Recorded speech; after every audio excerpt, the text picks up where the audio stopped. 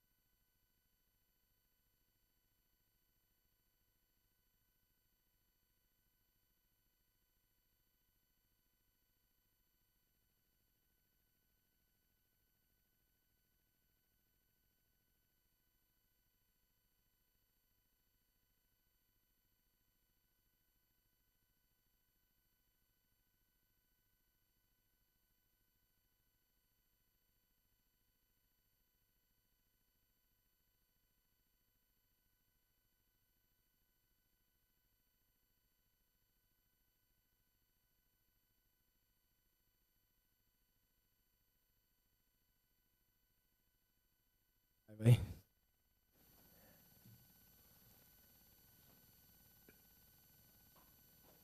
And we're live. Welcome to another episode of the JoeZone podcast. Yo, today I have with me such an awesome guest. I have a legend in studio with me today. Today I have how do you like to name use the name Cass? Cass, yeah. Cass Collier or Cassiem Collier? Cass Collier. Cassiem or Cass Collier. Cass, yes, yeah. And I also have with me my guest host with me today, Clyde, my cousin Clyde. He's also joining in on the conversation. Thank you for having me. Before this, we already started the conversation rolling line. It was so awesome, like just to get to cover some of the stories with you. But we're gonna start at the beginning, like, and I want to start like with your. Obviously, the beginning. I told you I read some things about you, and I listened to some other podcasts. Let's start with your dad, like right at the beginning. Like, I'm sorry that he passed away recently. You know. Yeah. He was the guy that taught you how to surf and how to swim, and he was also involved in the ANC. Tell me a little bit about him, man. Okay, greetings everybody. So my dad, Ahmed Collier, he was like, he was very dark in complexion. Okay. He was originally, our family's from Durban originally, so he moved down to Cape Town as a youngster, but he loved like just going to the ocean and swimming in Durban already as a young kid. So coming to Cape Town, and obviously the beaches are a lot different and a lot colder in essence, but also much more beautiful. Different kinds of beaches and stuff. So, he fell in love with the beaches. And surfing, he saw surfing in Durban already when it was on the rise in Durban, I think in the 60s. And then, when he came to Cape Town and moved to Cape Town, he's known as the first black surfer because he wanted to surf because he loved the ocean and he loved the waves, and he didn't want to surf because someone else surfed or whatever, So obviously I was born into that kind of passion of my dad, loving the Cape beaches and just going and wanting to surf, but there was a problem. We couldn't go to the beaches. Yeah, that was a big problem. Yeah, it was apartheid time, and so here was this man, and he was married to my mom. She got married very young to my dad. Mm-hmm. And they were in love, and they were on the beach most of the time, and they had 3 young kids, myself, my sister, they called the doll, who was Zubaida, and my older brother, who they called Junior, which was Ismail, and myself, Cassiem, which is known as Cass. And we grew up on the beach, and I mean, my memories is just, but I know all the beaches like the back of my hand, without even surfing it, just as a young kid, going to different beaches with my dad. And what area did you grow up in of Cape Town? I grew up in Grassy Park. I was born in First Road. Okay, so you were always in Grassy then we Park. moved to like Klip Road, Lotus River, and kind of built a house there, and that's where I grew up. We built a pool in the back, and we started Lotus River Swimming Club. From the house? From the house, because we were part of Manta Swimming, which was based in Wynberg, and Retreat Swimming Club in Retreat. Okay. And we thought that Grassy Park, Lotus River had so much swimmers. So my dad decided to start a club, Lotus Swimming Club. And it became a powerful club, but more the foundation of that was great for surfing. Mm-hmm. And the swim training is hectic. It's like you don't have much of a social life. And so where did these guys train? These guys train in the ocean or in the pool? We trained. No, we built quite a big pool in the back. Okay. It was like a 5-meter pool. Okay. So we could use it as a training pool. My dad had a vision of getting a few like young Grassy Park, Lotus River athletes like into the Olympics in swimming, because they always knew Sakos always had a vision that sport would merge one day and the country would come right. We never there was never like a dead end, we operated in 2 different sporting worlds, being the white world and the black world. But I don't think both worlds didn't see like a doomsday in sport. I think both worlds knew that the athletes would meet on the track, on the pool, in the ocean, wherever, one day, and compete like under equal platform, so that we could see who's the best, basically. Both white and colored. And color shouldn't. I think transformation in sport. Sorry to go off the point a bit, but transformation in sport. Why we push transformation is because we want to see that we just spoke about right now, where youngsters are competing without worrying about color, without worrying about quota systems, because the diversity is just there. South Africa is just diverse by nature. You know what I mean? So obviously, every single team should display diversity, no matter what's chess, swimming, surfing, soccer, you know. So if soccer is only showing black athletes it's because I've played in soccer in Khayelitsha and Guguletu. Those guys outplay me. Mm-hmm. You know what I mean? It's They're not the because, best. yeah, and I thought I was quite good in soccer until I played a game against the Black Brothers. And they skilled me. I hardly touched the ball. So I realized that like a team like Bafana in South Africa, for any other athlete to be able to be there, he needs to be maybe like on a Benny McCarthy level. You know what I mean? A Champion Leagues level. Yeah. To be able to stand a chance. So when you were growing up and young and obviously swimming, there wasn't much diversity going on amongst the ranks, and there was nobody for you to look forward to in swimming or in any in across the sports for that swimming, matter. Actually, there were other athletes that were like that's why I'm blessed, because I always had role models to look up to. Like in swimming, there was Craig Sayers, there was Zaid Martin, there was these kind of swimmers that were like, you know, if you're an athlete, you should have like role models to look up to. I don't think any athlete can isolate himself and train and get inspiration and that by himself. That will be very hard. Yeah. So it was like, and I had my role models in swimming, but in surfing, I was always the best amongst like the black surfers, because like I say, my dad he never allowed like just unjust laws, man. You know, he never took note of these unjust laws. So while I was at Long Beach and Noordhoek and Scarborough surfing there, knowing that was like my backyard, there weren't other what we call colored kids there at the time. You know, today, like, there's so many terms like that people are called by. Yeah.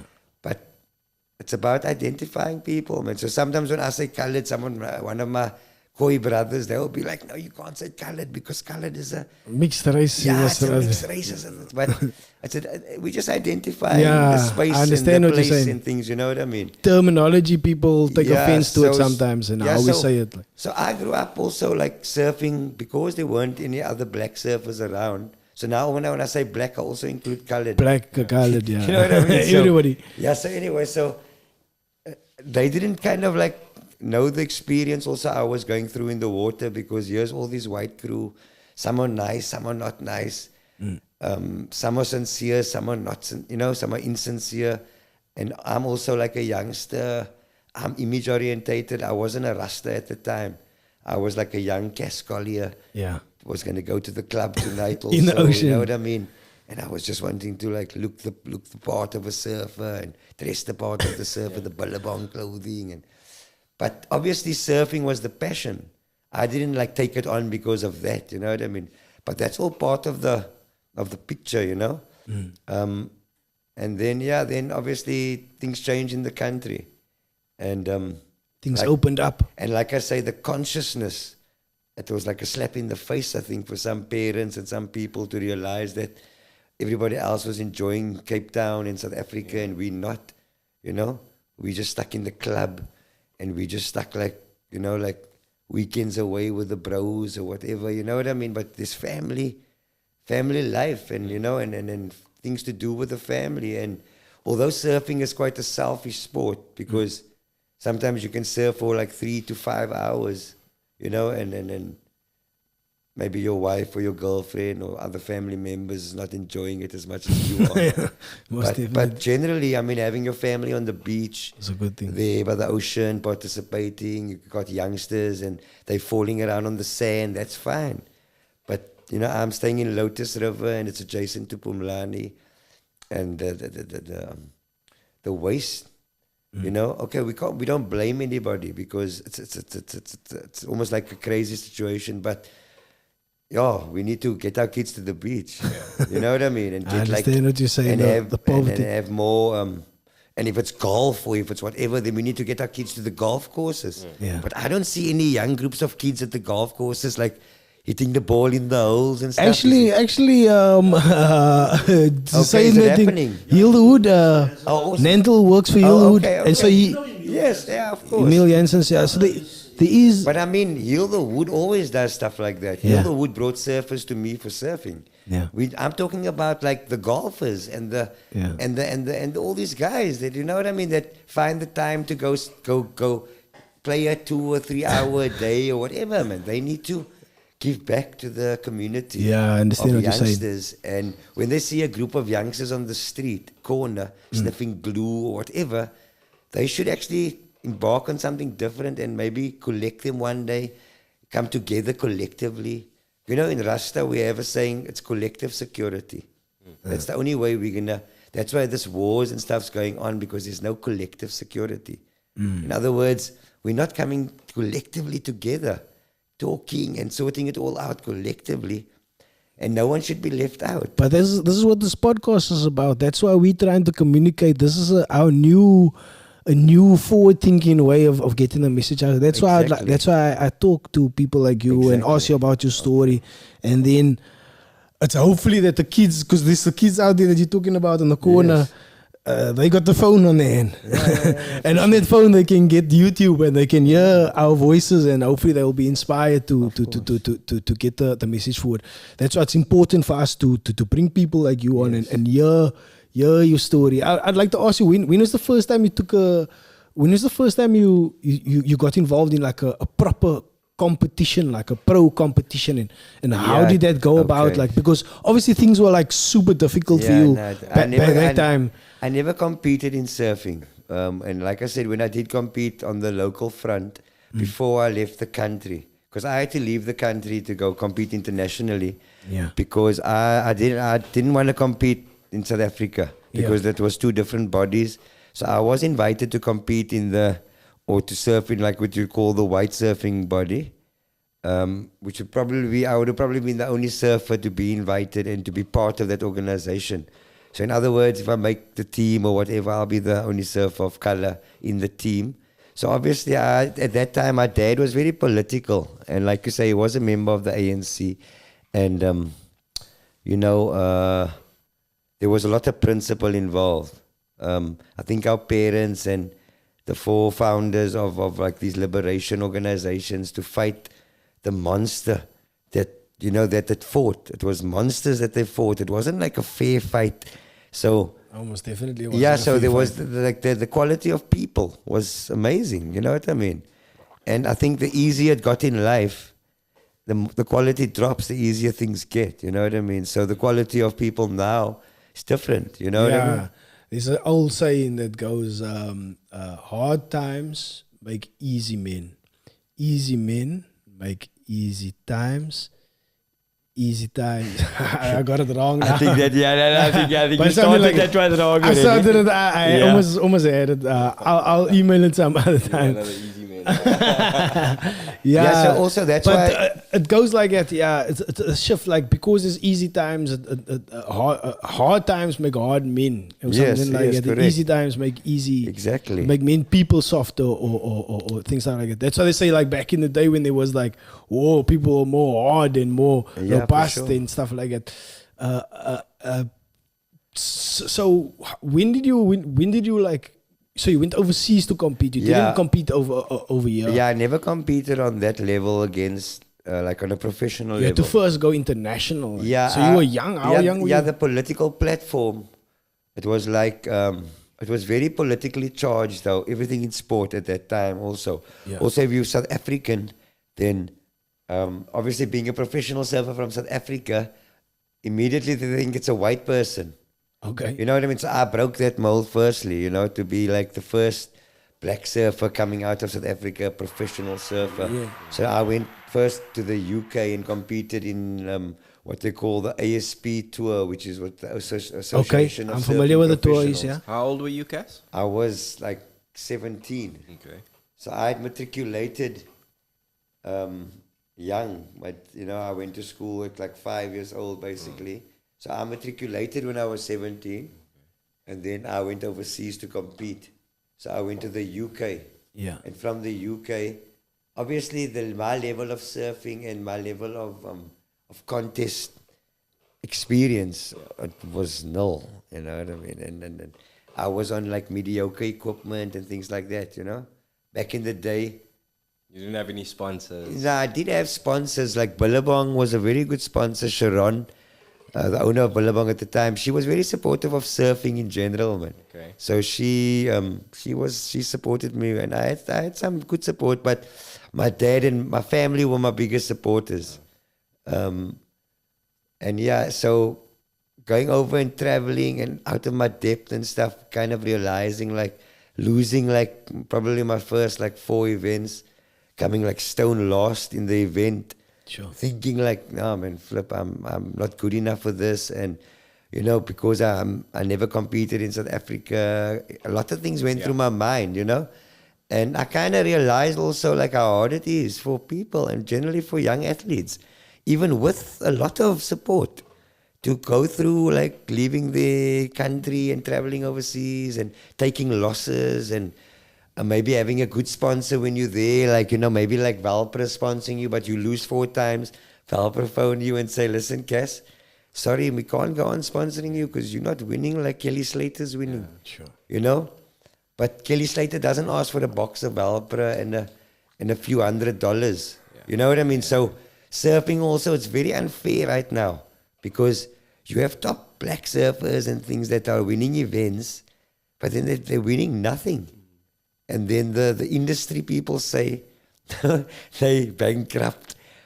I don't know what the words they use, but like they don't have any kind of reward for this black athlete. They just like half broke his back to show you that he's equally as good as the young Kelly Slaters and stuff, you know, because like I think also like, you know, when a professional athlete looks at maybe like Michael Jordan or Neymar or Messi or Ronaldo, they don't look at they don't think it as a poor, you know, the inspiration is not like, okay, $100 a month. It's like, okay, but you know, it's like millions, it's billions.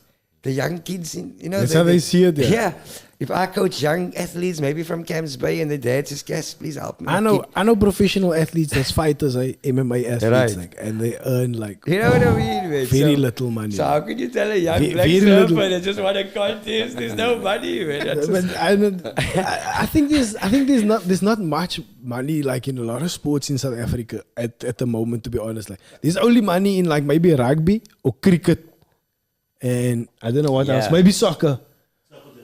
Huh? What else is there? Where else do they put the money in? Like they don't put the money into surfing. They're not putting the money into boxing. They're not putting the money into the other. They just put into the 3 to that 3, and that's it. Like they just sort out that 3.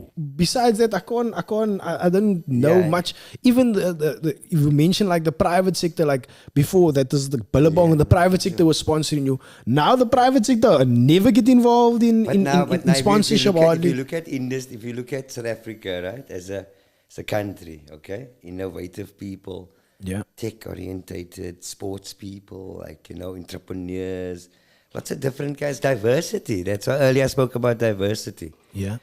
So surfing is it's a beautiful sport. It's healthy, it's athletic. There's a lot of black athletes that they're like champions, right?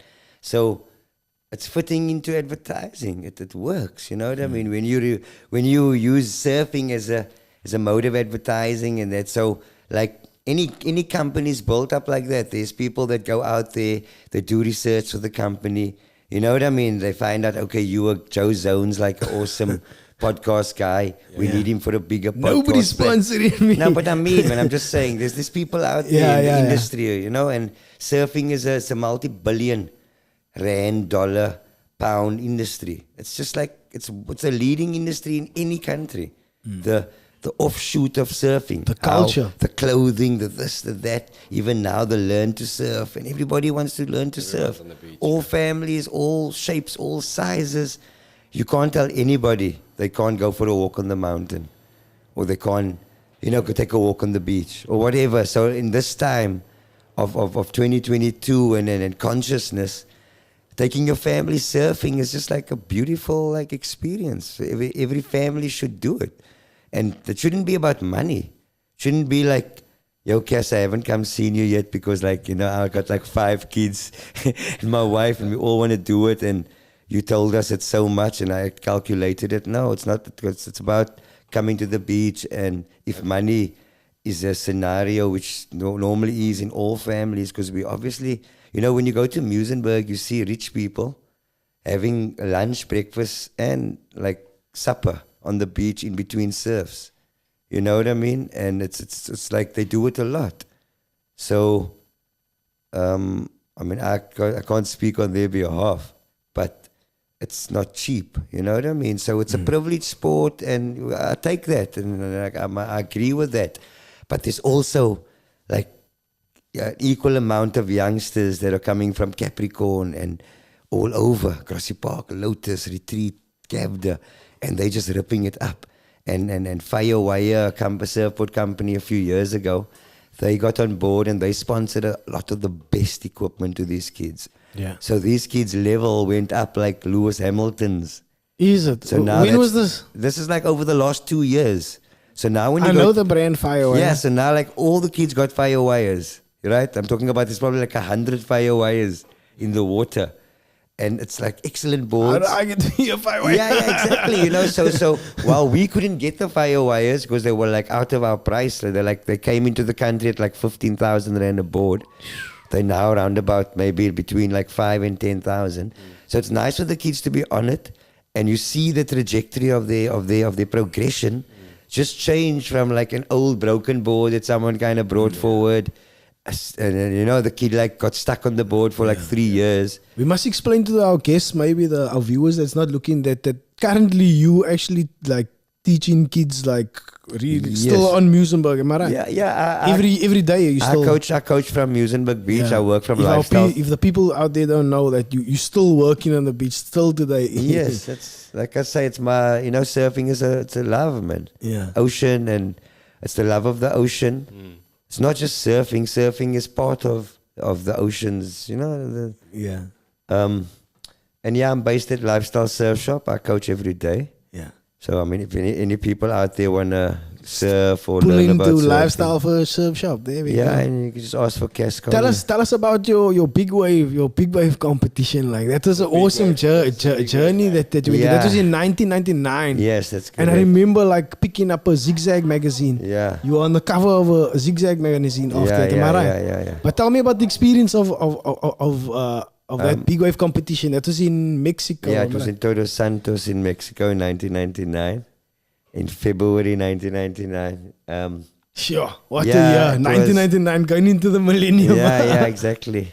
Well, it was obviously like the lead up to that was getting selected, like, kind of like South Africa had quite a deep, like a lot of depth in big wave surfing. There's a lot of top athletes around. So when myself and Ian Armstrong got selected, it was quite like a proud moment within itself, just to be like selected as the. Where were you guys surfing at that time? Like, was guys surfing at we were surfing, Crayfish Factory, the dungeons. That time dungeon wasn't exposed much, but because we had a bit of experience surfing it kind of like was like almost like unfair advantage. Did you like get the boat? How did you get out to dungeons at that time? At first, like you have to take a boat out, and you need safety watercrafts out there also, because it's very dangerous.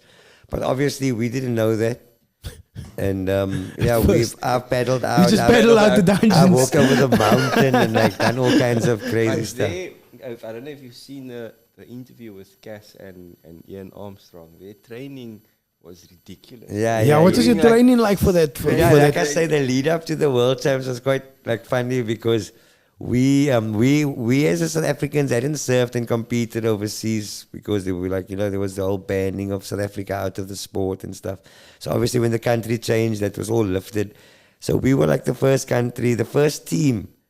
And we were, myself and Ian, we were two guys in a team. And so it was like a perfect team. It was like it had the perfect 50-50 makeup. Yeah. In order for us to get a grip of who we were facing, Mickey Duffers was our manager, and he decided to find more information out about the other teams and who the competitors were. And then obviously I had competed overseas a few years prior to that, because I competed when I was younger. Yeah, you said. So I knew a lot of the young professional surfers, and obviously when I heard a few names that part of the teams, and I knew like we're up against like tough, very tough competitors. So Okay. our training program was important. We knew we needed to train hard. We were surfing big waves already, like very big waves. So what was your fitness regime So yeah, like that so time? basically at the time, myself and Ian, we were staying in Komaki, you know, our day was maybe surfing thrice a day in the real and serious waves, Yeah. not Musenberg style waves, like serious waves. Yeah. But then we decided to like up our training program, but also like either in the morning or in the evening, and then eventually it was morning and evening.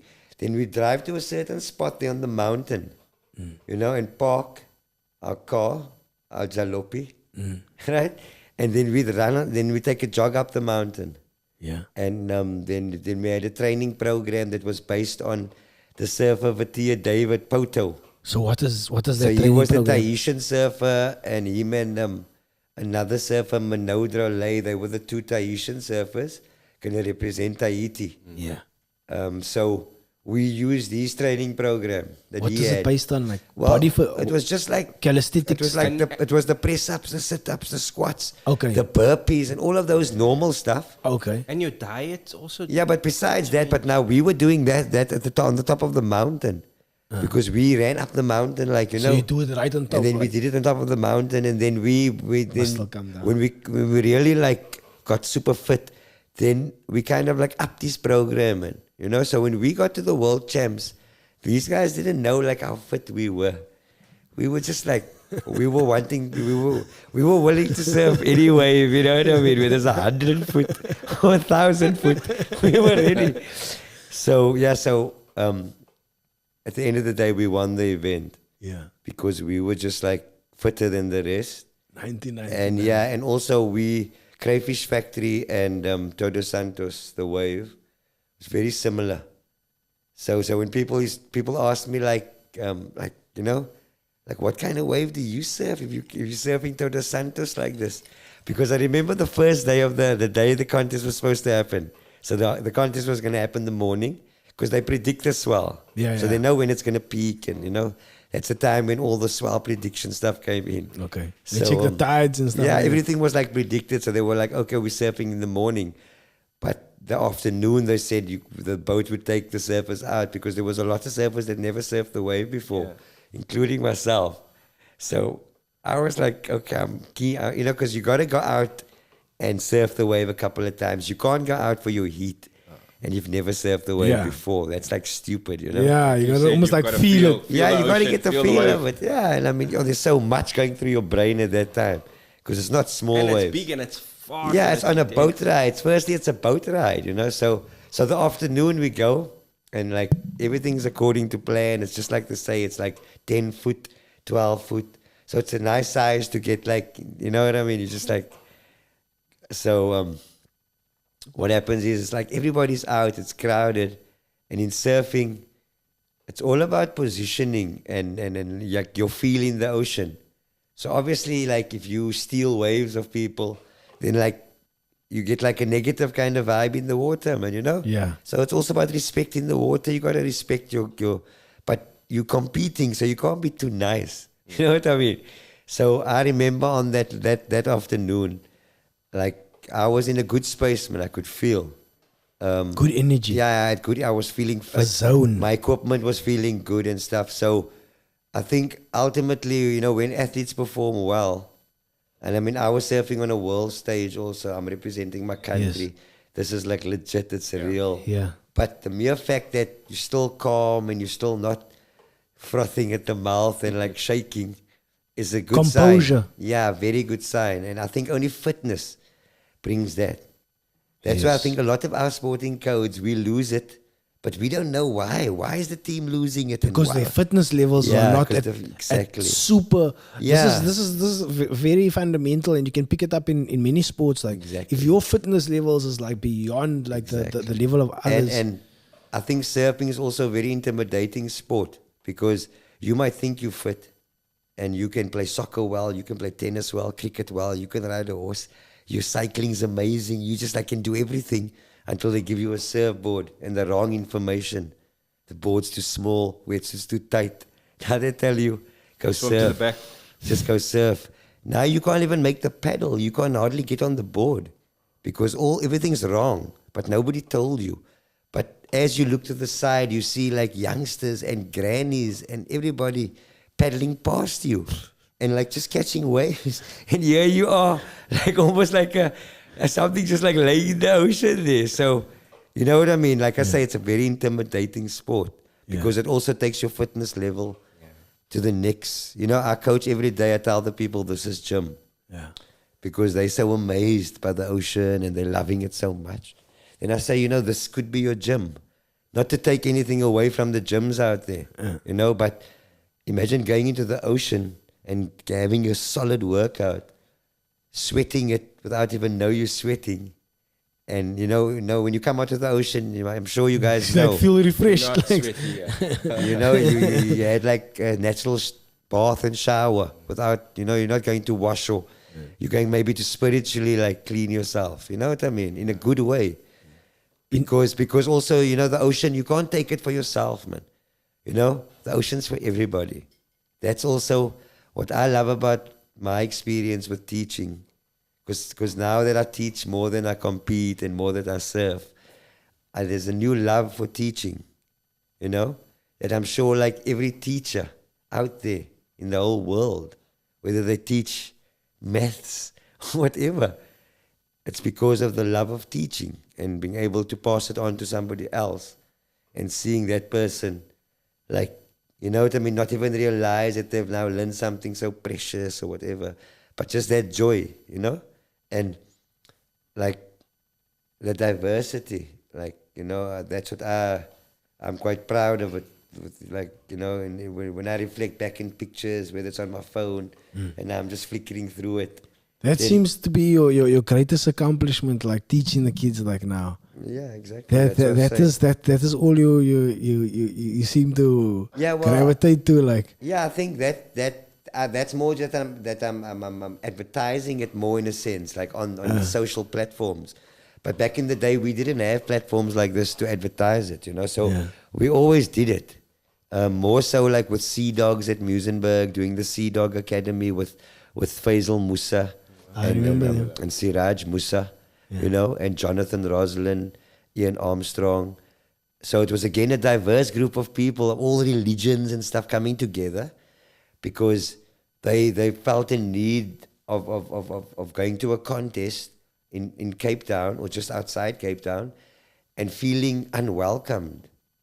To walk on as surfers, as a family of surfers, to feel unwelcomed at the contest and to see that their people were not represented at all, not even 1%. So they came to Cape Town and started Sea Dog Surfing Academy, called me to say, Cass, it's a big problem. We just came from Vic Bay.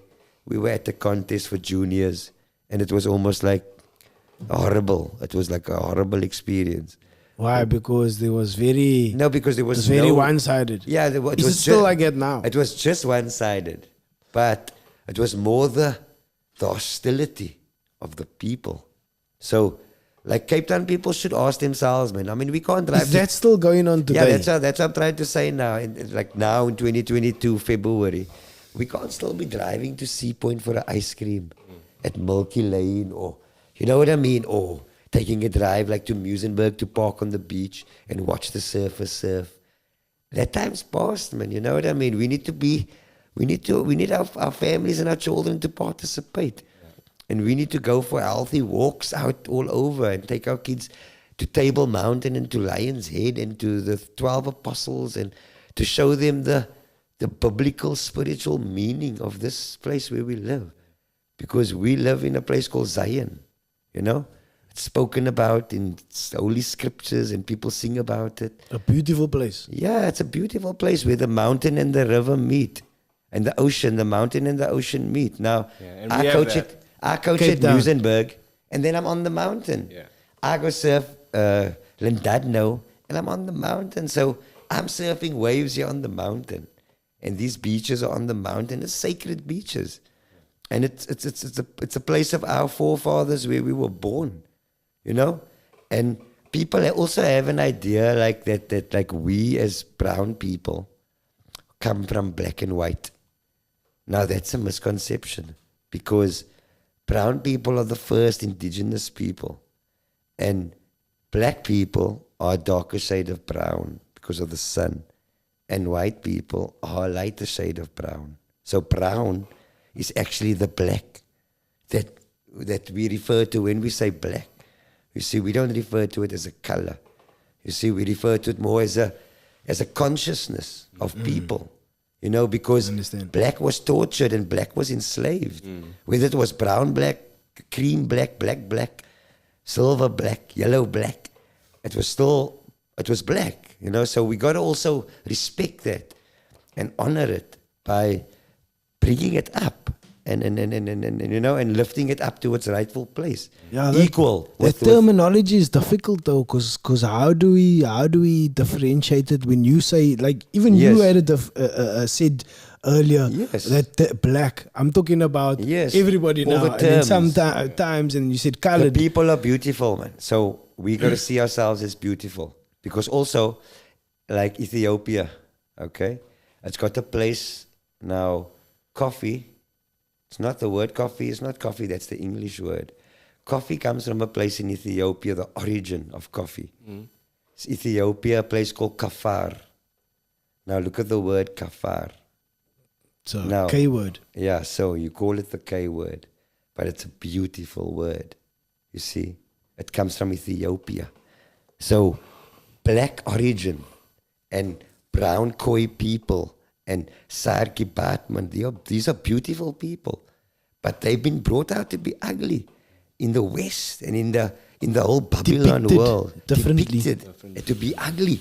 And even our kids, like my daughters at home, they're in the mirror, they're doing their hair, they got a hair straightener, flat iron, and they flat ironing their hair because their liberation hasn't come yet. They're young girls. They're experiencing life, whether it's a Barbie life, a black Barbie, a white Barbie, a brown Barbie, it's fine. But it's because of what they see on the TV or social media. My duty is not to fight them. My duty is to allow them to live and knock their heads and experience life. And one day, hopefully, through work and pray and through good work and good vibes, they'll follow a good example. Might not be me, hopefully it will be. But not that they're a bad example, because I came through it too, man. You know what I mean? I was also in the mirror, also dolling myself. So it's fine. It's all part of being a youth and a teenager. But I even struggled with that to my 20s and my 30s. I was about to say, only now that I'm 40, I feel like maybe I'm feeling someone to go the age gone. There you full days. Sometimes people only get it late in life, but it's that's a discovery of yourself. Yes. You're discovering who you are, and Yes. sometimes it takes longer Yes. than others. Like, You know what's also very... but it's good to put out good vibes. Yes. I hope putting out good vibes of this podcast is maybe a good education for my kids, or a good learning point for my kids. I don't know. Clyde, you want to say something? No, same. It's like I completely agree with you. What you put out is you try and put out a good energy so you can get that Get that back. Yeah. And like you're saying, for your kids as well. I wanted to ask you about the Afro Surf. Yes. Tell us about the book here, Afro Surf. Can we? Like us. Yeah. Okay. So like I say, Afro Surf. Yeah. It's kind of like it's a good book to go out and get. It's a black history of surfing. I'm not involved in the book, like the makeup of the book, but I'm in the book. I feature in the book, and it's a beautiful story from I think like almost every continent in Africa. Yeah. How surfing played a part in that whole origin of the people and the relationship between the people in the ocean. I mean the African coastline, you know. And yeah, so it's a nice book to have. But the reason why I brought it is because at the moment, surfing is the buzzword. Everything is about surfing. Mm-hmm. Advertising campaigns, and you know what I mean. I just did. I'm gonna be in quite a big advertising campaign over the next few months. Okay. Like a surfing project, you know, telling the political kind of story of surfing, but the platform is not the normal platform. in a sense of like, you know, I always stood on like high moral ground in a sense of like where I thought I was in life. You know, I was growing up, you know. So you kind of learn as you want to grow business and you need to start making more money for your family and just survival in life as responsibilities grow, is that you gotta like, you know, you gotta like kind of meet people. And whoever knocks on your door, you gotta open up and you gotta like engage with the people. You know, it's very important. That's why like social media is such a powerful tool, because like while we're speaking now, someone could be listening that was really waiting to hear this so they could come to Cape Town and learn to surf or whatever. You know, Is there any good like top colored surfers or black surfers yeah, like there's coming up some, like man. now This like on the pro scene or anything like? Yeah, Because I listen. know of like lots of. yeah, the same crew. Like, yeah, you listen. Yeah, there is like this one guy, Collier. Yeah, No, you listen. competed recently. Yeah, I tell us competed on about the it. weekend. Okay, I competed for the you know, the Western Province Trials for the Masters division, which is 35 years to 39 years, but I'm 50. Okay, so I kind of like said to Western Province, okay, I'll enter, put me into whichever category you think. You cheated, you're older than those guys. Yeah. No, I'm older than them, so I'm not cheating. And you still keeping up with Only him. if you're younger, you cheat. You're not older, right? But anyway, I did compete. But the amazing thing was, the reason why, obviously, I'm competing is because transformation is very important. Yeah. So I played my part, man, and I did my best. And It's a pity it's you still you know, having and to I've play your coached part. and there's a lot of young champion students out there, but it's an intimidating sport with a lot of intimidating people that love to surf alone and kind of that kind of like mentality. So the kids get intimidated quickly. So there's no transformation.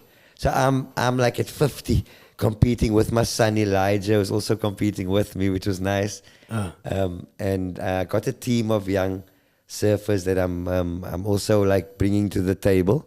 We must bring more exposure to surfing, you obviously, know? no, for sure. At the moment, like I said, I got a young team that I'm busy with, and there's a couple of the team's currently sponsored by a company that want to grow the team a bit and things. So I'm going to become maybe the coach and manager of this team, and then obviously we're going to need some more like professional people and companies on board to you know. So maybe in the future we can come on this platform on that professional level of Most engaging. definitely. Maybe You're always welcome here. I'm sure the Babylonians was. yeah, you know.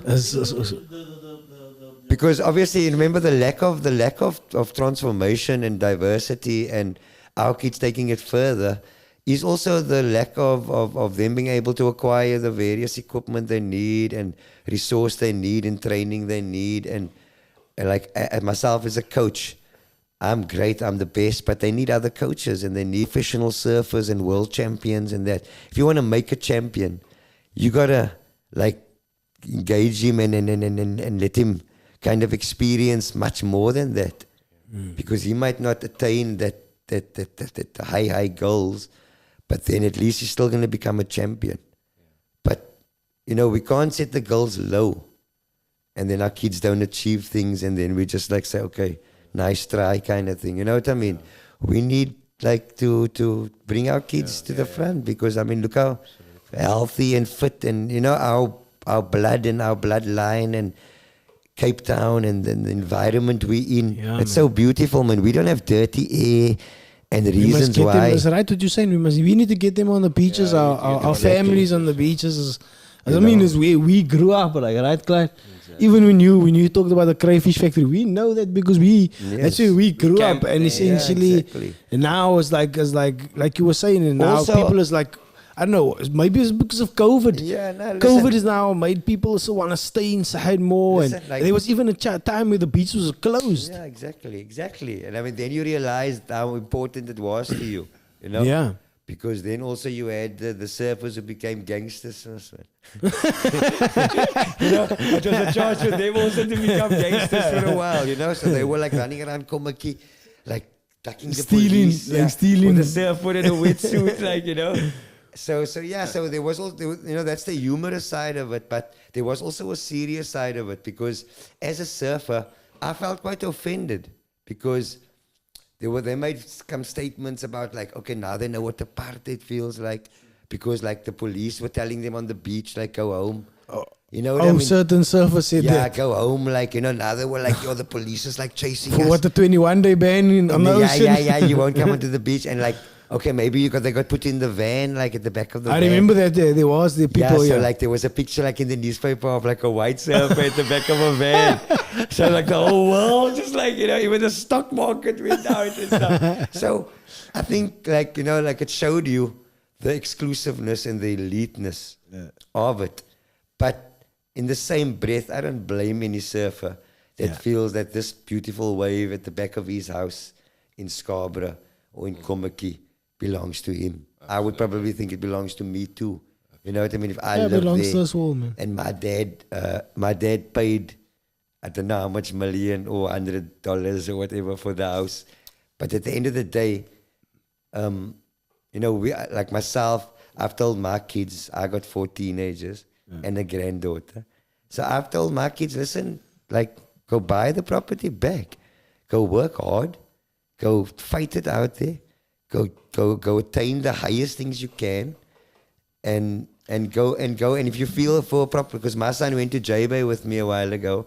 So he, on the way back, he says to me, Dad, because he matriculated from Grassy Park High with a bachelor's. So for me, that was an already achievement for him. And I said, yo, Elijah, beautiful, well done. You know, but now take it further. But take a break and let's surf coach with me for a while. And I need your help in my business.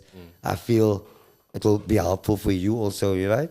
But it's his passion as well. Yes, he's passionate as well. But on the way back from J-Bay, he says to me, he says, Dad, how much does the house cost at Supers? So I say, well, probably a couple of million, you know. Sure. So he says, nah, okay, it's fair because, you know, it's the best in the world. I've never experienced like something like that. And, you know, because you live there, you look out your back door in your backyard and you see Super Tubes, the best wave in the world.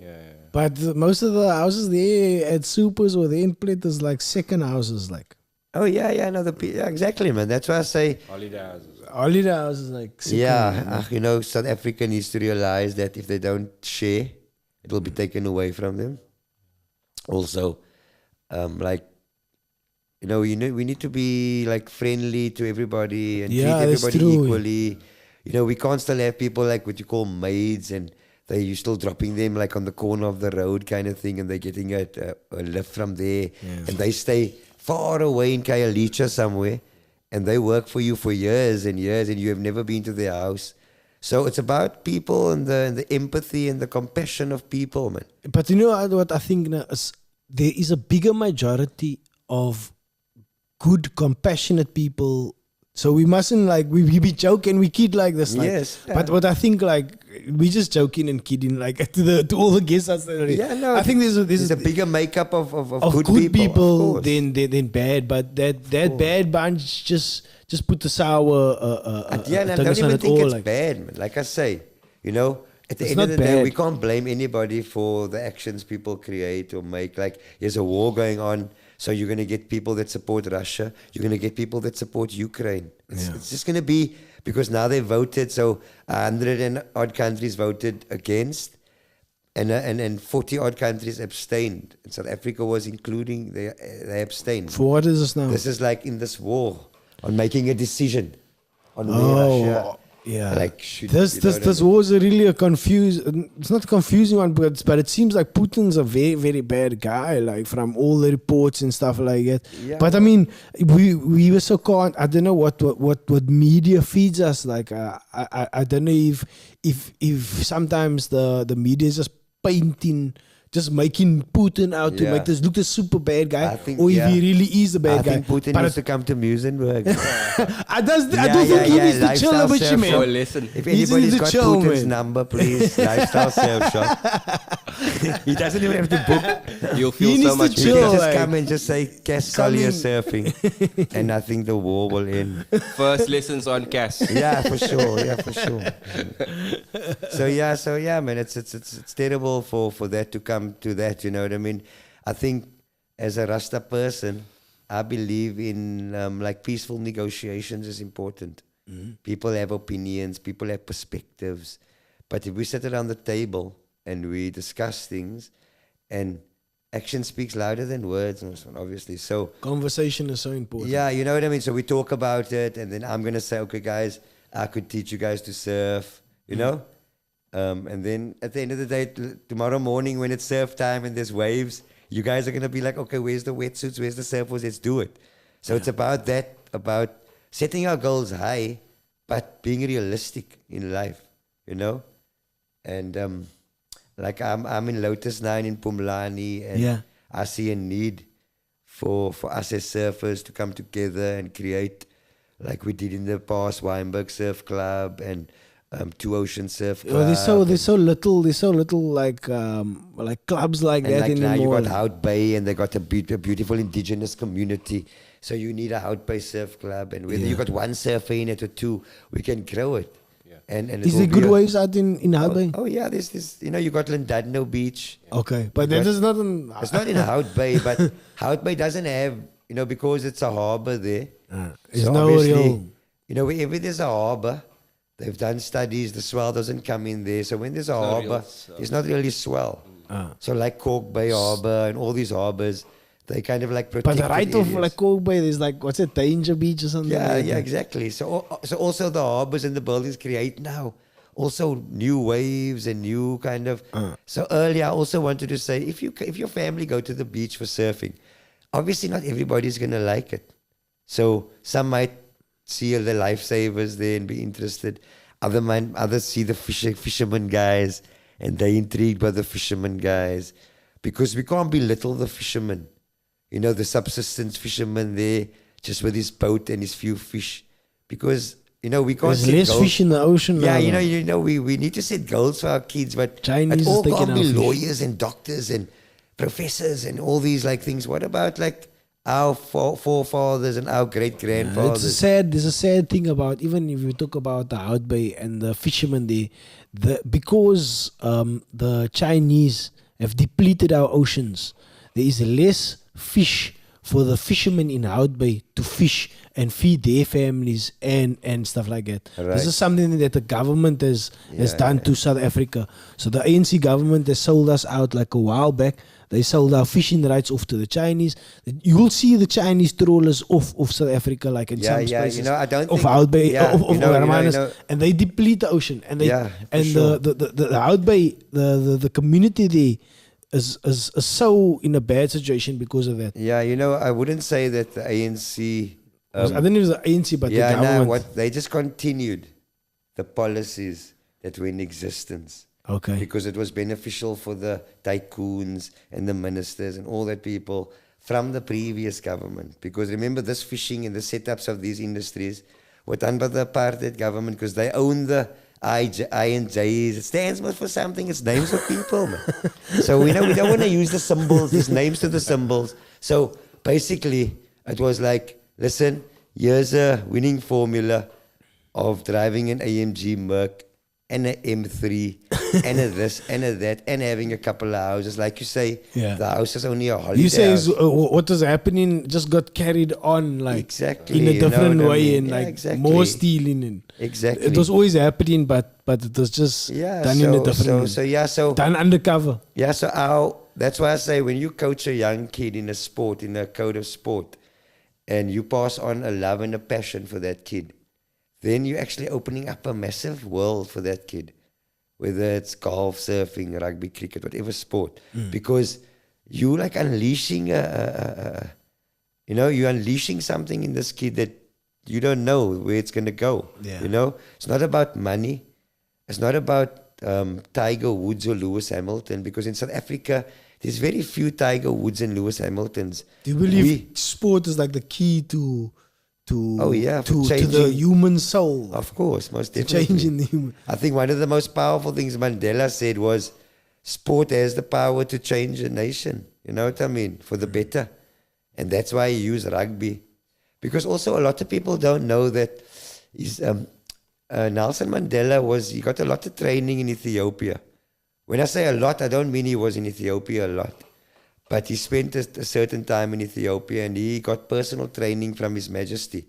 See, the Emperor of Ethiopia. Now, in that training, there was military training, but part of that training was also how to change a country through sport. because Ethiopia was on the forefront of sport marathons. Great athletes. They had they had gold medalists. Now, in the time of the Olympics, the marathon was the most important race. It represented the country. So Ethiopia had the best runners and they won gold. So Ethiopia was a very powerful sporting nation. So when South Africa wanted to participate in the world sport under apartheid, it was His Majesty in Ethiopia that threatened to pull out of the sporting competition. And as a result, they banned South Africa because Ethiopia was too important, a sporting country, to be excluded, because His Majesty was wise, Muslim. That's why. But there were sanctions or so on South Africa. Yeah, there were sanctions, but that was prior to. There was no sanctions until Ethiopia threatened to withdraw their athletes from the coming event, which South Africa was going to participate in. Olympics. So in other words, Ethiopia is the first country to use sport and that aspect of banning the country, because His Majesty knew South Africa loves sport, especially rugby and soccer, and that to ban them out of sport would be a massive blow for the people. So, like you say, sport's very important for our kids, for us. We top athletes as brown people, we just naturally gifted. That Wade van Niekerk is a classic example of how you beat people that's double your size with a smile on your face while they like in pain. You know what I mean, man? So I get exactly what you're saying. My dad is so like he and his mother, and they all like sport was always like a very good very important to do, like Yes. and I do so many sports. Yeah, I do exactly. cycling, I do jiu-jitsu now, I can go on Yeah, and on, and I exactly. can do almost all the sports. But he was always like telling me to do sports, and there's a variety of sports, like I can eat tennis, I don't know, but growing up it was like frustration for me, but now I see the value in it because I know team sports.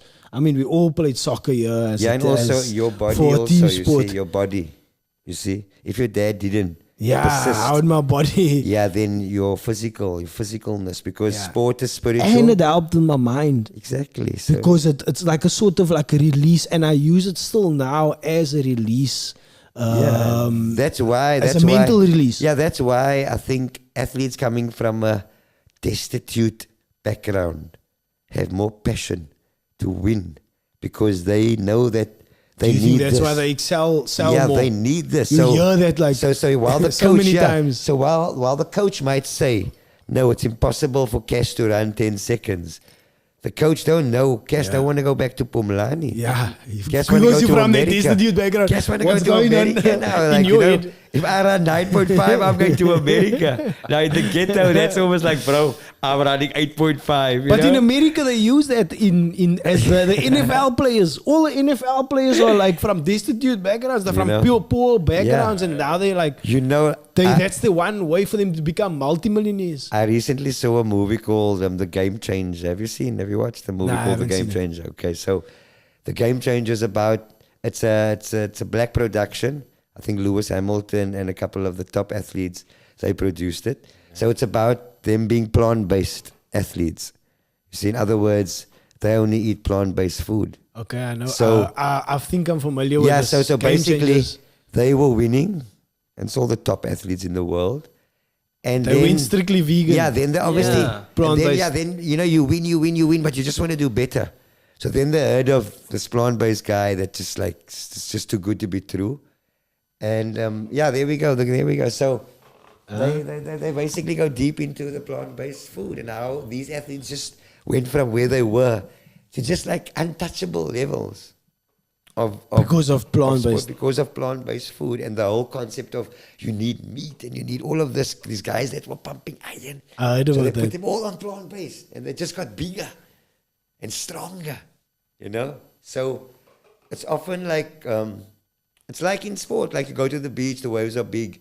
You look at it, you think, never ever I'll kill myself out there. Now that words alone, it's very powerful. It's like you telling you something, you know. It's kind of like someone maybe in depression, you know, going to the forest alone, and he's sitting there alone, and he's in a terrible state of depression. He's talking to himself. He's saying stuff to himself because, like, maybe there's another one of him there, like in his mind, and he needs to talk to somebody. So he's talking to himself, you know, and maybe this person's talking back to him because, like, you know, when I'm in big waves and a big set's gonna land on my head, and I might not make this. I'm not saying like, bye, my wife, bye, Kelly, babes, bye. I'm saying like, Cass, you making this, you know? Yeah. And you like, You can't do doubt this. yourself in that Yeah, moment. you know, you can't doubt yourself in that moment. So if your sport and your life, because I mean, you don't want to walk down the road and gangsters with guns come chase you, and you like have to hide behind the wall and experience that kind of feeling. You know what I mean? That's not a challenge you want to win, like, but going out and participating in a sport. Because I think in the ghetto, you either in the sport or you getting chased down the road, bro. You can choose what race you want to run, you know? Either in the streets or... I have a question. Well, not a question, but you talking about running away from a gangster or whatever. Just Right. The danger, the level of danger in your caliber of surfer, Yes. as a big wave surfer. Yes. I'd rather take my chances In the with ghetto running is- away from gangsters. Yeah, no, for sure. How did you find Yeah. facing that fear of riding waves that are Yeah, you know. 5 times the size of you on your little board? You like that little guy. Yeah, you know. And the wave is like the whole cover of the Zigzag magazine. You know, if you, like in the BBC interview you spoke about earlier, so in that interview, the ladies, the first thing they really wanted to know about your first wave, do you recall it? I said, you're like yesterday. So I was small, the foam wave approaching me was big, it was Long Beach. It's like a 3 to 3 foot wave breaks at Long Beach. It's a massive explosion for a young kid. It's like a big wave, you know, so everything's relative. So me surfing the biggest wave ever recorded, and winning like the prize for that for like 3 years almost in a row, from 1998, 1999 and 2000. There was always awards for that, surfing the biggest wave and the documented. Yeah, the Red Bull, was it the Red Bull competition? Red Bull and like other events documented that. And I won that 3 times, that award, surfing the biggest wave. But it's like you work yourself up to that point, man. But also at that moment, that's always a moment of like 50-50. It's a 50-50 moment. Making it is almost like, oh, did I make this? You know what I mean? But you can't show that. No. You're riding this wave and this experience, and you got to just like get through it like perfectly in the physical aspect of surfing. But what's going through your mind is different. You know what I mean? So I was fit. I had my dad who trained and coached me and always emphasized the aspect of training hard to win a race, not cheating, not taking drugs, not any other method of getting there, but early up in the morning and putting in your hours in the pool. And okay, we used to cheat now and then in the pool and make a noise with a stick and stuff, man, pretending we're swimming. Because it's like 5 o'clock in the morning and it's raining. And I got school at like, 8 o'clock. I must be in Wynberg at school. So that training kind of thing was like almost like Olympic style training in Grassy Park, in the ghetto, in the bloody late 70s, early 80s. It was unheard of, So also surfing, like when I spoke to my friends at school and they said, okay, we're going to go play rugby and soccer now. We pick you up because you look like you'll make a lekker left wing, or you're going to make a lekker, like, a full back.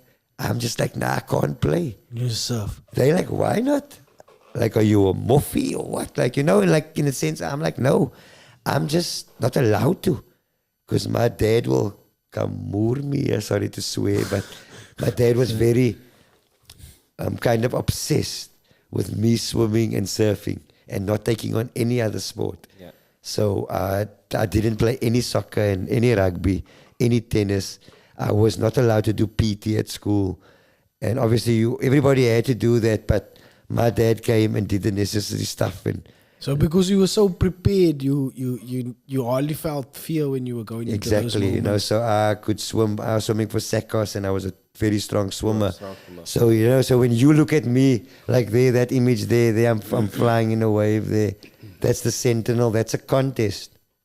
Okay, and basically, I gotta make this wave. There's the magazine cover. Yeah, That was that's the cover. That's one of. One you were talking. yeah. That's Crayfish Factory. So that wave wasn't documented much, you know. So obviously to make the cover and like it was the biggest wave ever photographed in South You see, Africa. but that's when you won the competition, wasn't it? Yes, that's correct. No, but that's here in Cape Town. That's not. Oh, okay. The pictures. That's not Todos Santos. That Okay. was Feb 2000. That's it. I Yeah. saw some Okay. YouTube channel where the guy he trains to hold his breath. Yes. You do Well, Breathing I techniques. use swim training, like holding the breath in swimming. For me, obviously, like carrying your bricks underwater. Firstly, you need warm water. We don't have warm water here. You can't do that in cold water. You know what I mean? Because they're doing it in Hawaii and that they in baggies. You know, you can't wear a wetsuit there. So when you got a baggies on, but now you got a wetsuit on, so you got the buoyancy issue. You got the cold water issue. So I never used that technique of training. And I never trained much with people that use that technique. So I'm not sure if that's a Hollywood technique. Listen, I don't want the surf mafia. The surf mafia mustn't send hitmen after me. No? It could be a Hollywood Yeah. technique. It look like a Hollywood. You know what I mean? It's always in the movies, but With a brick under the water. Yeah. to be underwater for quite long. Oh yeah, no, for sure. No, listen, It's always in the I'm not saying the movies. Hollywood technique doesn't work.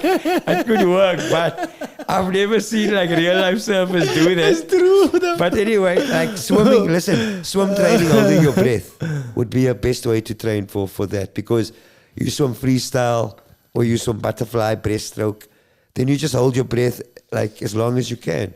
Or what you do, what you call lung busters underwater. You know what I mean? If you can swim like the whole municipal pool underwater, then you could comfortably go into waves like Makes sense, yeah. Yeah. a little bit out of your comfort zone, because now you like proved yourself in the swimming pool. But I mean, you can't be scared of the swimming pool and then go into big waves, because you're looking for trouble, you know. And there's a lot of trouble out Do there. you know? What is Hollywood and what is real? Yeah, for sure. Do you know a guy by the name of Horin Gracie? I hope I'm pronouncing it right. So he's a jiu-jitsu. The Gracies, they started the jiu-jitsu. Okay. But they have this way of breathing. He has this way of breathing where he Yes. breathes so much in that he collapses his entire like diaphragm. Yes. So he like pulls it right back into Right. things. But that's for jiu-jitsu. That's not for Right, surfing.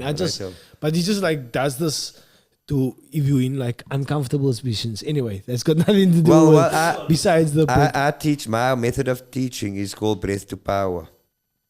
okay. so- So what's that? Breath basically is a very big part of surfing. Without breath, you're not going to like be an accomplished surfer. Obviously, without breath, you're not going to live.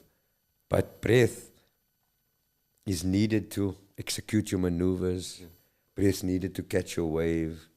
Breath needed for the power you need to be able to like get all of those things to flow.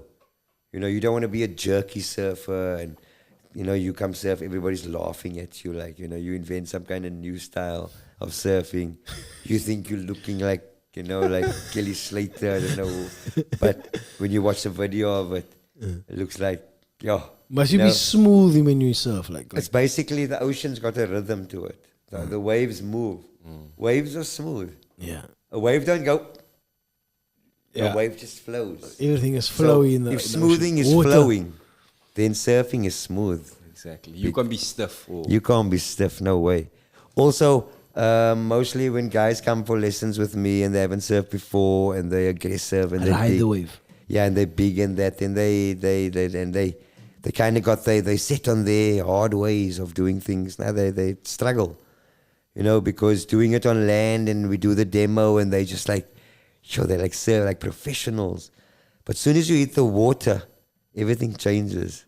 Ocean is alive. The ocean's moving. You can't stand on the ocean. You know what I mean? Yeah. So for you to ride a surfboard, okay, you're gonna stand on the board, but the board's still gotta ride the wave. It's very much a spiritual way of you that you speak about the ocean. Exactly. And it's like, I think I maybe lost that connect with the ocean, to be honest with you. Okay. I actually dislocated my, I don't know why, I just thought this, I dislocated my shoulder a few years back.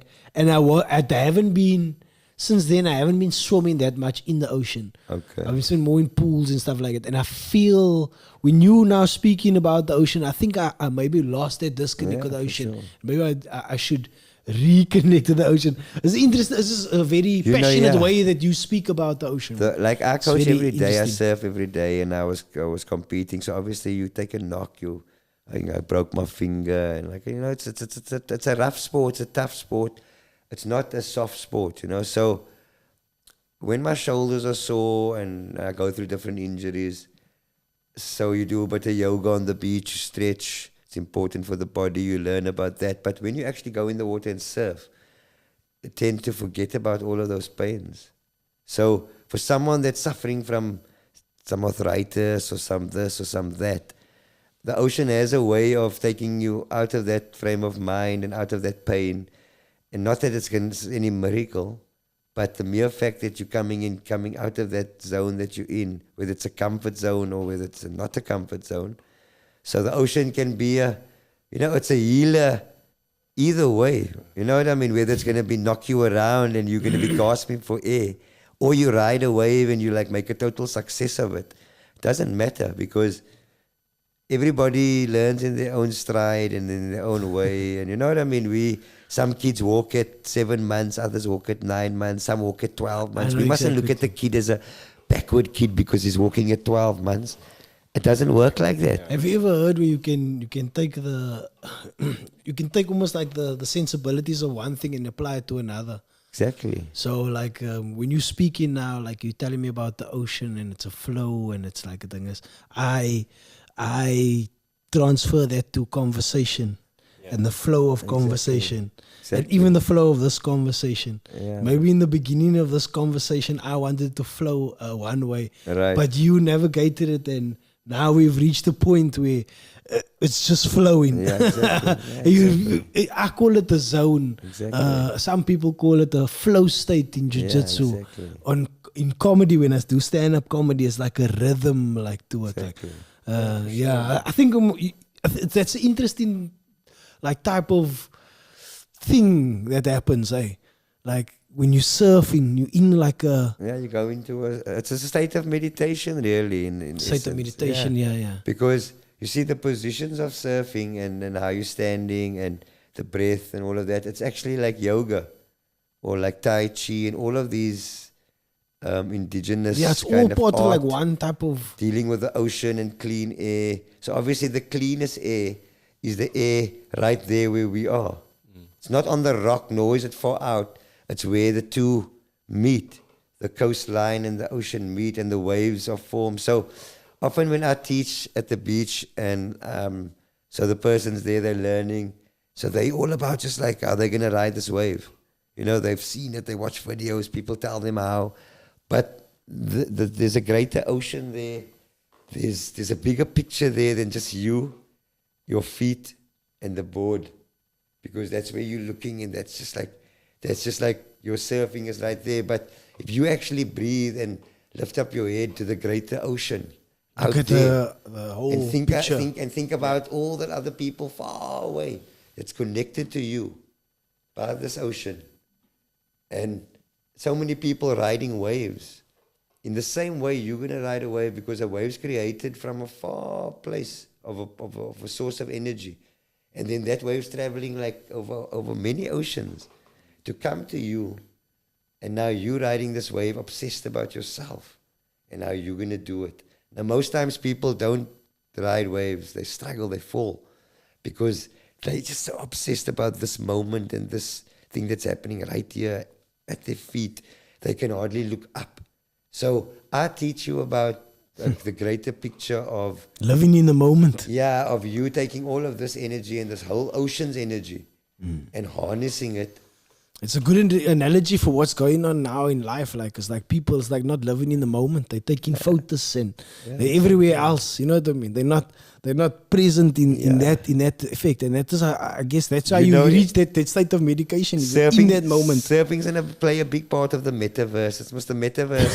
The metaverse. There Yeah, we go. yeah, Because it's you the can't surf in the metaverse. Yeah, no, you can surf in the metaverse. No, But it's a that's why I fake say surf. surfing's gonna play a big part because it's already called surfing.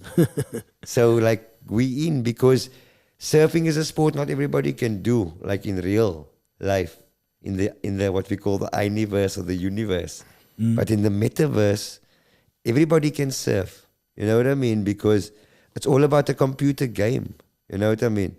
So it plays a big part. Like that's what I said earlier in the conversation. The advertising, like kind of. But some people that can surf in real life, some people that can't surf in real life is gonna be able to surf in the metaverse. Yeah, that's what I say. They're probably going to be the best surfers because it's all time spent. But that's unfair.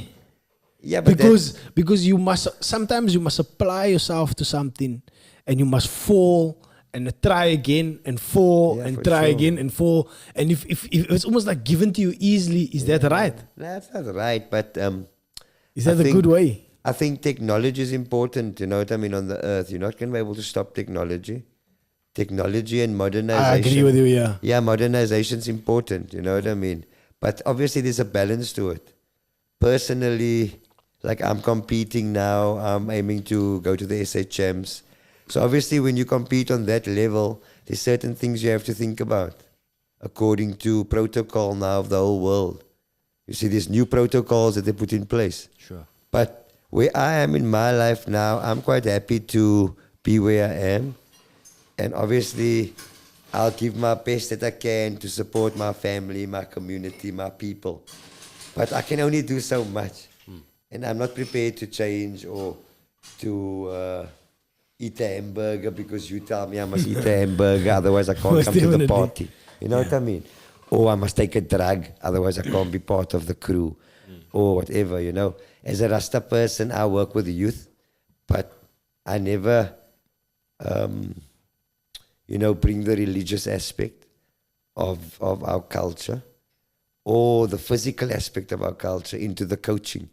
So although I come across as a Rasta and they quite happy and excited and like, because in every community there's Rasta people, you know, and they break barriers and you know what I mean? They don't see racism and they don't see, they're very like humble people, you know what I mean? So it's important because we need to reach out to the people out there, the kids out there that are growing up under terrible conditions. Man.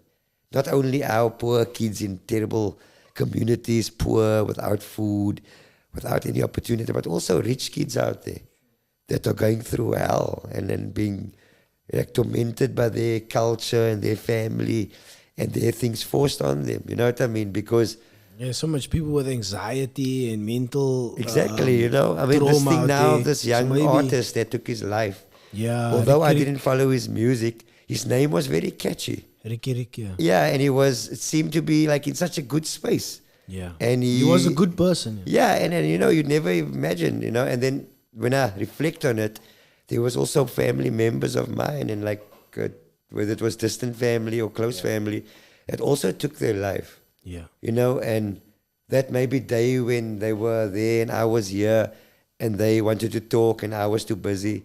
Maybe that was a moment that, you know, in hindsight, people must always reflect on a little bit more they can do. Yes. And not think about what more can Cass do, or Cass thinking, what more can JoeZone do now? Yeah. It's about us actually like just doing a little bit more out there. And like I said, if there's golfers out there or cricketers and all these guys that have like tasted success from this sport, Put back because into it the tastes community. nice. You know, surfing has been so rewarding for me. I've won a world title. I'm a triple Western Province champion. I've coached thousands of people and taught them how to surf. And it's never about money, but I've also earned good money through the sport. And I would really like, what's the word? I would love like more of our kids to pursue that aspect of professional surfing on the economical basis of how Kelly Slater and how these young athletes looked at it as wanting to become top athletes and be taken care of, so that their families could also be taken care of, you know, and so that they could also form an academy to put back into the sport, because most of our athletes came out of academies. You know what I mean? Whether you're looking at Lewis Hamilton or whether you're looking at whoever, Paul Adams, whoever. Yeah. They came from somewhere. Yeah. And someone took them and took them to the next level. Yeah. You know? And that's what it's about, you know what I mean? It's like in surfing, if you go to Musenberg, you'll see the best surfers are the brown and black guys. They're just like flying all over the air doing You said you aerials. mentioned this, yeah. Everybody's doing the trick. So hopefully in the future, in a few years' time, when you come back on, you're gonna tell me about a guy that's on a champion that's on No, the there scene. are. There's Mikey February. Okay. He's rated as the best free surfer in the He's world. pretty good, yeah. Yeah, you know. Okay, listen. Where's he from? Michael Feb- He's originally from like, I'm not sure where his dad's originally from, like Cape Flats, Elsie's River or Bontes. Okay. But then, like, his dad was very wise, because his dad found that his dad also loved the ocean, obviously. And then his dad kind of found out that his son, at a very young age, loved surfing, which was unheard of in our people. So they moved to Komaki. Okay. You know, Mikey February was probably about like 7 or 8 years old, and his dad moved to Komaki, to Long Beach. So he grew up like surfing Long Beach every Is day. Long Beach like one of the best, like for kids to grow up in? Yeah. No, it's a kind of sets you like up. it's a welcoming wave after Is it? Musenberg. They got some good jiu-jitsu lighties out there. So. Yeah, it's a Komaki. It's like the hub of surfing in Cape Town. It's surrounded by good quality waves. It kind of breeds a tough surfer. You know, you're dealing with cold water and like all the Cape kind of environment and the sharky kind of water. So it takes a hard, you know, you got to really have a strong mental approach to be able to conquer Komaki and Scarborough and Llandudno and these kind of waves. So there again, it takes a hard athlete and like a parental commitment of keeping your son like inspired and engaged in the sport, and because you give up quickly, you know. So obviously when you compete, I'm sure you know, when you compete with better competitors, you come home disheartened. Yes. You know that your dad's asking you, "Yeah, what's wrong with you?" The other guy's like, "What's up with you?" So our But parents, I mean, even if you don't pursue something professionally, I don't see why people should stop pursuing it. Like, so even if something is difficult, like yes, keep on. Like even you're not gonna be the the pro. harder the battle, the sweeter the victory. You because know what I mean? that lessons is gonna teach you other things in life, in your business, in your career, in your whatever and whatever. So also in coaching and surfing, you have sometimes parents have the dream of their son surfing, their daughter surfing, but their daughter and their son's unhealthy, unfit. You know, so it's difficult, obviously. So now they hear about me, they meet me, they get told, Cass can teach you. Anybody. Yeah, Cass can teach anybody to surf. Okay, so they come for a lesson. Obviously, I can't say no to anybody. You know what I mean? Yeah. So there's obviously sometimes we don't win. We know what I mean. The person doesn't surf. Okay, the person stood up for half a second and felt like, whoa, they rode a wave and they're all like excited. But okay, they didn't ride, you know. So there's always that also where I have to tell people sometimes, listen, you got to go home and you got to get on a training program.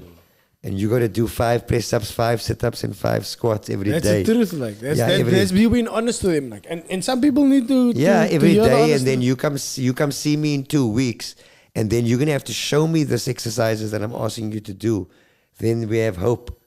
But we went out there and we did our best, and you didn't do it, and that's not a problem because I've also had fit people that couldn't do it. So you never give up, like you say, you never give up in life. But also surfing is a good it's a good way to test yourself in life. Yeah. You know, go out of your comfort zone. Families come because the point I was bringing across was the parents very disappointed now, and he says something to me like, yes, like we heard you the best, like, man, like how can you tell my son he must come in 2 weeks' time? Like, you know, we want to come tomorrow, like, man. Then I tell the father, I said, okay, I tell you what, come tomorrow, but then you come with, you see, and you can show your son first. I'll take you first, and then you can show your son. So obviously, we take after our parents. Yeah. So if you know, if the parents are unhealthy or the son's unhealthy, more than likely the parents also unhealthy. So he never agrees to that. And the families that do agree, then they do come maybe in a week's time and they come together.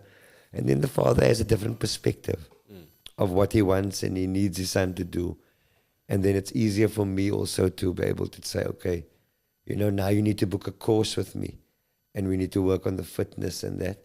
But in closing that chapter, I had a young lady of about 20 years old, and she had a thyroid problem, like a serious thyroid problem, where her weight changed like every second month.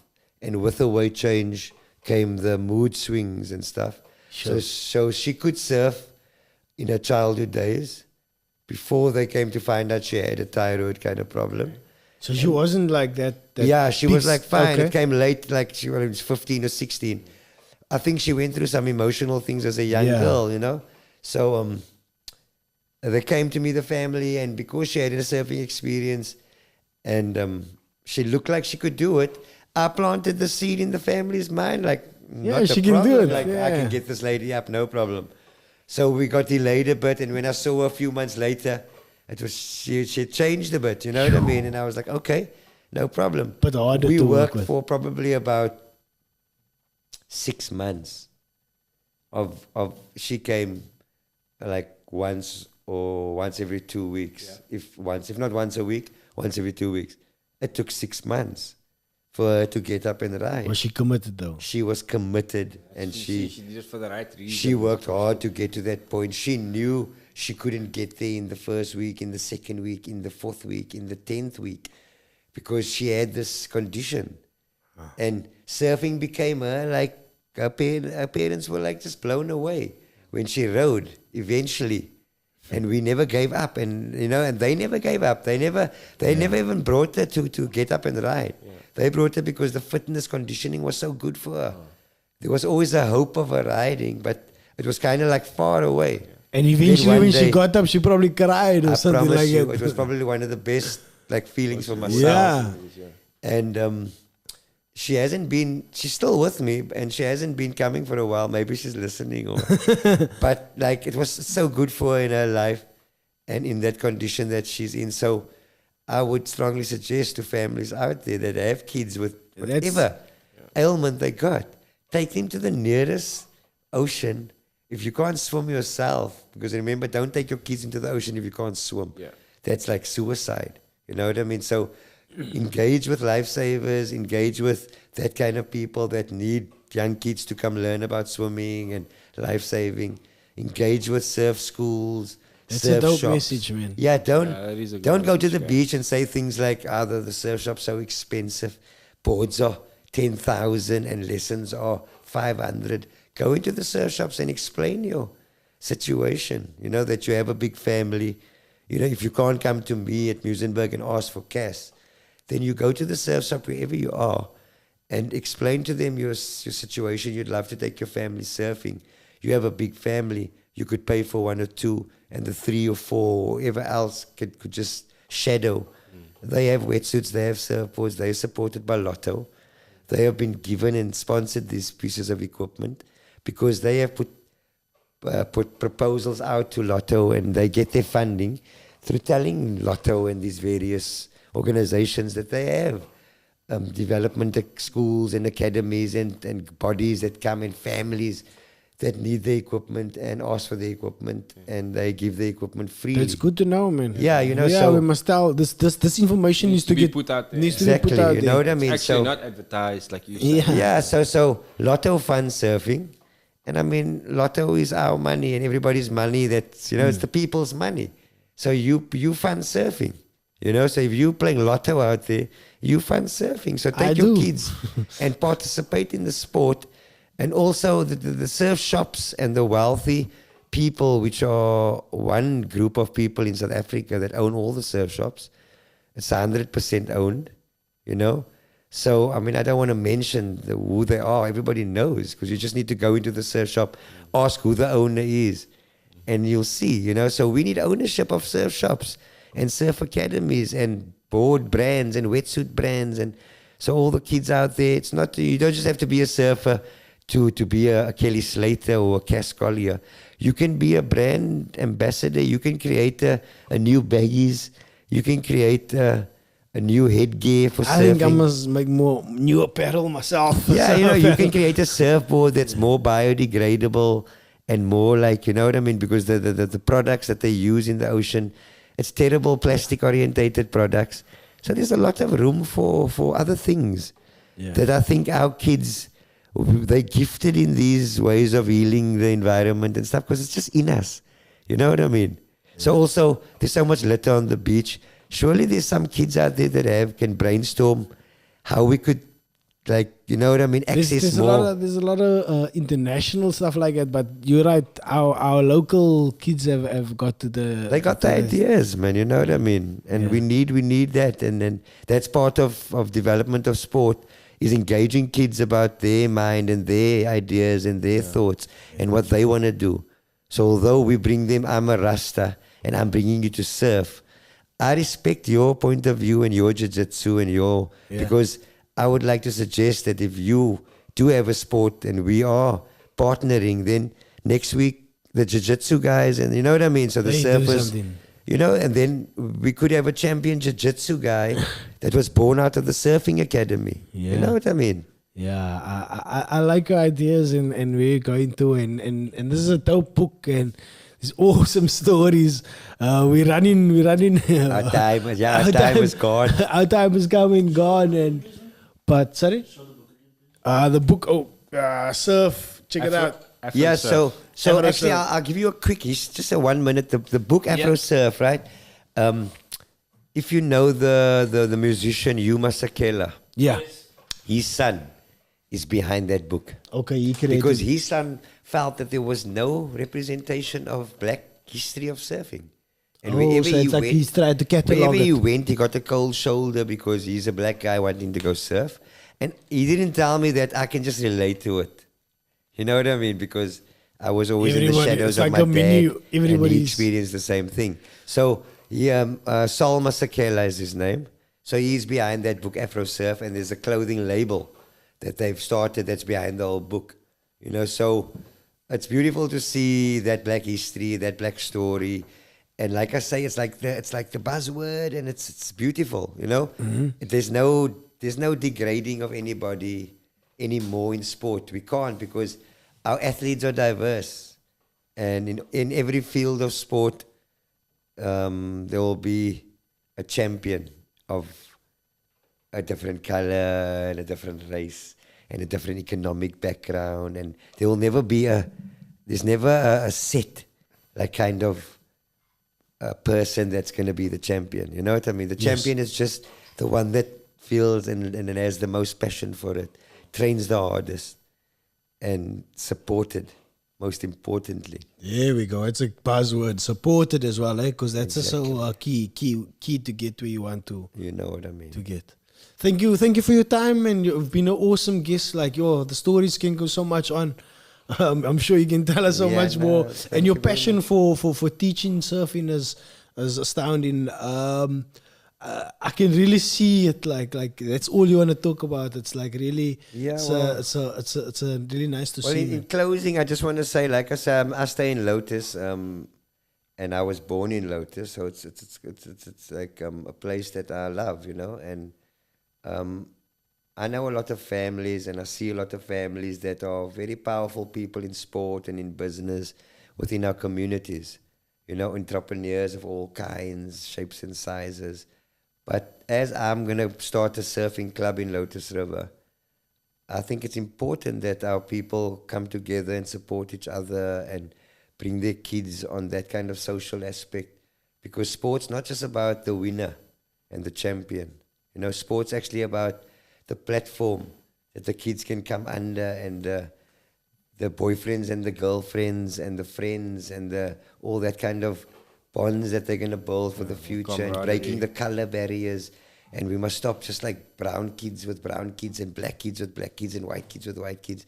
That's actually the horror of the past that we need to get our minds wrapped around and discuss more, is that we're in such a comfort zone and we're so happy just with being like right here where we are. We're 4 brown guys, but that's odd. There should be a black guy and there should be a white guy and there should be a different we race do try of to people. mix it You know what I mean? So we also in that comfort zone, and we need to go out there, and because surely they also have a asset to put on the table. You know, as much as we're gonna tell them when we bring them to the table, like, come sit by our table. Our table's lekker, you know, and join in, and don't sit here at home alone. And you know, isolation's enough already. Exactly. So I'm very much in surfing. I've got told a lot that when I stood up for transformation and when I said that we won't tolerate white teams and that it's just like it's almost like an evil, you know, that we're committing, because it's the wave of that goes on forever. So I often got told by people that I was a racist and that I had a racist ideology because they maybe thought I'm now just pushing for a black team or just pushing for a brown team. But the diversity is so important. And as I push for diversity of black surfers in a white team, I still feel that obviously the parent of that young guy in Komaki or wherever, Constantia, he needs to also have the same passion and the same push.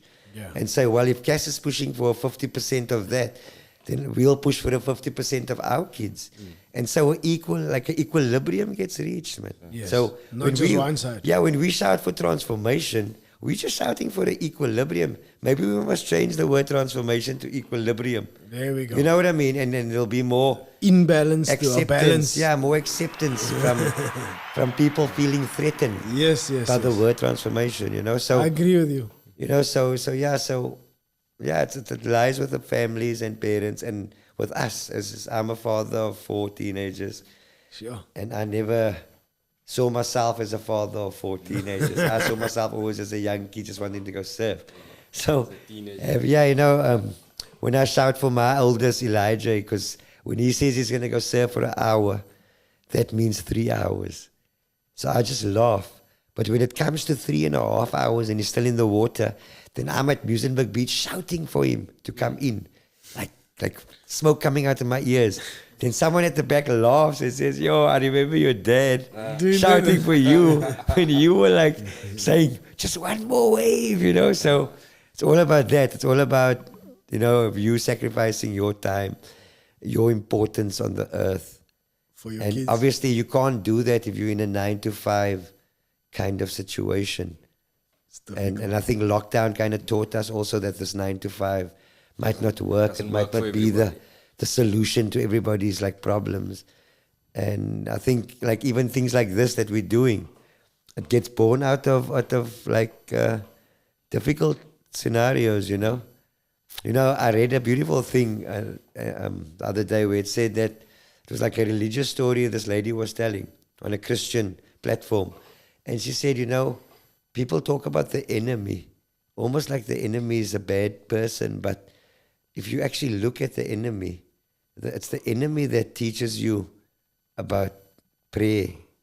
It's the enemy that teaches you about your rights. It's the enemy that teaches you about everything that you fight for. Yeah. It's the enemy that actually, you know what I mean, that brings this fire. So you have to look at your enemy also out there as, you know, he's also fighting for something that he feels is right. Because you know, war stands for we are right. You know, that's the meaning of war. Each side saying they Yeah, right. it's just letters, WAR, we are right. You know what I mean? And it's like inborn in us as men. You know, I don't think women fight as much as we are right as men do. Yeah, I don't think so. You know, also women make better surfers than men in the sense of learning to surf. Is it? You know, they just learn easier. Again, men come aggressively and men come like There we go. there. Where They are don't you have know? that flow. Like Exactly, yeah. Guys, thank you for joining us, man. I'm sure you can. The stories can go on like for so long, and we'll have a bit of a chat after this. But for everybody out there, thanks for joining us. Thanks, Please guys. like, share, subscribe to everybody out there. I'll share this on your platforms. Tell us, you got what platforms do you have? Basically, I'm on Facebook. Facebook, yeah. Collier Surf Academy, Cassiem Collier. Okay, and And that's then how they also- wanna. If they wanna Yeah, catch if you, you want where to do get they maybe get hold you? of me on my, can I give you my WhatsApp number? No, don't take a Oh, no WhatsApp numbers number. here. Yeah, but where do they get you on Musenberg Okay, you can Beach? get me at Musenberg Beach. I work from Lifestyle Surf Shop on the beach there. Okay. It's one of the oldest surf shops there. So just ask for Cass at Lifestyle First Sub Shop in Musenberg, and he can sort you out. Awesome. Thank you very much, guys, for having me. Okay. Yeah, I mean, I'm sure we'll chat in the future again. You're gonna come on here and you're gonna tell me about, like we say, you're gonna, Yeah, discuss other things. Yeah, I just need your sizes for your wetsuits tomorrow. And the surfboards I got in the car already. Awesome. Thank you, guys. Okay, thanks, Thank you, man. guys. Cool.